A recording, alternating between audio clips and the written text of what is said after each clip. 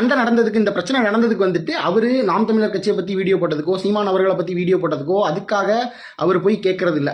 அந்த வீடியோவில் ஃபஸ்ட்டு வந்து ஒரு வீடியோ அவங்க போட்டிருப்பாங்க. அந்த வீடியோவில் வந்துட்டு ராஜாபுரனோட ஒய்ஃப்னு நினைக்கிறேன், அவங்களோட ஒய்ஃப்னு நினைக்கிறேன். அவங்க வந்து கேட்பாங்க, இந்த மாதிரி எங்களோட ப்ராடக்ட்டில் வந்து என்ன பிரச்சனை இருக்குது, அதுக்கான ஆதாரம் இருக்கா அப்படி இப்படின்னு சொல்லிட்டு கேட்பாங்க. அவர் போட்டிருந்த வீடியோலையும், அவர் அந்த ஆதாரம் வெளியிட்டார்ல, அந்த வீடியோலையும் கூட இவரை பற்றின ஒரு சின்ன கெஸ்டர் மென்ஷன் பண்ணியிருப்பான்னு நினைக்கிறேன். இந்த மாதிரி ஆவணம் இல்லை உங்கள் ப்ராடக்ட்டுக்கு அந்த மாதிரி மென்ஷன் பண்ணியிருப்பான்னு நினைக்கிறேன். ஸோ அதை கேட்க போய் வந்து அது சண்டையாக மாறிடுச்சு. ஓகே, நான் முன்னே சொன்ன மாதிரி தான், போன வீடியோலேயே நான் சொன்ன மாதிரி தான், டிஜிட்டலாக தான் இப்போ நிறைய வார்ஸ் போயிட்டு இருக்கு.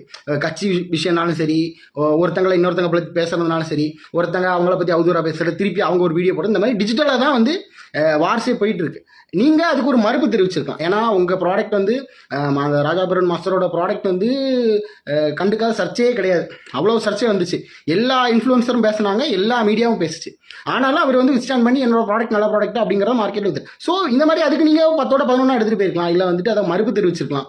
அல்லது உங்களுக்கு நான் சொல்லித்தர வேண்டியதில்லை, நீங்கள் வந்து நல்லா படிச்சிருக்கீங்க, நல்லா ஒரு ஒர்க் பண்ணிட்டு இருக்கீங்க, ஸோ உங்களுக்கு தெரியாத லீகல் விஷயங்கள் கிடையாது, நீங்கள் லீகலாக மூவ் பண்ணியிருக்கலாமே.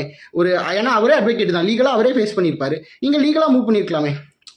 ஆல் ஆஃப் சடனாக எதுக்கு அவர் வைலண்ட்டாக மாறினார் அப்படிங்கிறது தான் வந்து எனக்கு ஹர்ட்டிங்காக இருக்குது. எனக்கு பயங்கர ஷாக்காக இருக்குது. எப்படிடா இவர் இப்படி மாறினார்? ஏன்னா அவர் அவ்வளோ பொலைட்டாக பேசுவார், எல்லார்ட்டையும் யார்ட்டையும் வந்து திடீர்னு சண்டை போட்டு பேசுகிற ஆள் கிடையாது. அவ்வளோ பொலைட்டாக இருந்தவர் எப்படின்னா இவ்வளவு வைலண்ட்டாக மாறினார் அப்படிங்கிறது தான் வந்துட்டு எனக்கு பயங்கர வருத்தமாக இருக்குது. ஸோ அதை தான் நான் மறுபடியும் நான் சொல்கிறேன், எப்படி அவர் மாறினார் அப்படிங்கிறது தான். எதனால அப்படிங்கிறது எனக்கு தெரியல. அவர் இவ்வளோ, ஏன்னா அவர் அரசியல் பேசுகிறதெல்லாம் வந்து கண்டிப்பாக பேசணும்னு சொல்லியிருக்காரு. எல்லாரும் இளைஞர்கள் கண்டிப்பாக அரசியல் பேசணும், எல்லாரும் தெரிஞ்சுக்கணும், எல்லா விஷயங்களும் சொல்கிறாரு. ஓகே, எதனால் அப்படி மாறினார் எனக்கு பயங்கர ஷாக்கில் இருக்கு. எனக்கு அதை பற்றி பேசுகிறதுக்கே எனக்கு இதாக இருக்குது. இதை பற்றின கருத்துக்கள் உங்களுக்கு வேறு ஏதாவது இருந்துச்சுன்னா நீங்கள் கமெண்ட் பாக்ஸில் கமெண்ட் பண்ணுங்கள். சத்தியமாக எனக்கு வந்துட்டு பயங்கர ஷாக்காக இருக்குது. எனக்கு அதை பற்றி பேசுகிறதுக்கே இதாக இருக்குது. எப்படிடா அவர் வந்து இப்படி இவ்வளோ வைலண்ட்டாக, அதுவும் பப்ளிக்காக வந்துட்டு எப்படிடா வந்து கத்தி எடுத்துகிட்டு போனார் அப்படிங்கிற விஷயம் தான் எனக்கு ரொம்ப ஷாக்காக இருக்குது. ஸோ உங்களுக்கு இதை பற்றின கருத்துக்கள் எதாவது தோணுது அப்படின்னா கமெண்ட் பாக்ஸில் கமெண்ட் பண்ணுங்கள்.